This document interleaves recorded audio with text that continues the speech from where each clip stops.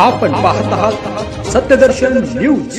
दक्षिण सोलापूर तालुक्यातील जनतेची भेट घेऊन प्रणिती शिंदेंनी साधला संवाद। जी करत आहे संविधान संपवण्याचा डाव भाजप आणि मोदीजी करत आहे। काल रात्रीची गोष्ट, अरविंद केजरीवालना अटक झाली, एका राज्याच्या मुख्यमंत्र्याला अटक। त्यासोबत काल सकाळी काँग्रेस पक्षाचे AICC चे सगळे अकाउंट खाती फ्रीज केली, काही कारण नसताना। 1 महिन्यापूर्वी झारखंडच्या मुख्यमंत्र्यांना अटक केली। आता पुढे असं म्हणतात DK शिवकुमारना पण करण्याची शक्यता आहे।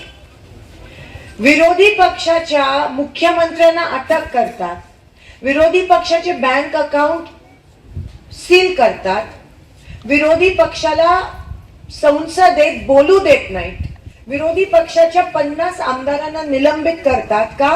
कारण का ते फक्त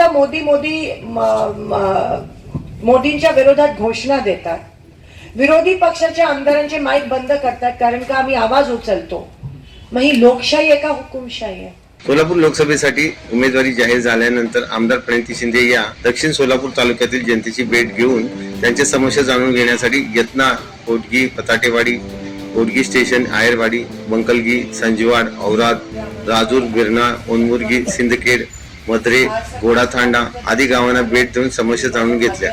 यावेळी बोलताना आमदार प्रणिती शिंदे म्हणाले की या दौऱ्यात जिल्हा काँग्रेसचे कार्याध्यक्ष सुरेश असापुरे, हरीश पाटील, बाबा मिस्त्री, बाळासाहेब शेळके, अशोक देवकते, राधाकृष्ण पाटील, सुभाष पाठोळे, डॉक्टर सोमनाथ देशमुख, केदार निसार कांबळे, नरसप्पा दिंडोरे, मनोज येलगुलवार, विनोद भोसले, अंबादास करगोळे यांच्यासह ग्रामस्थ मोठ्या संख्येने उपस्थित होते।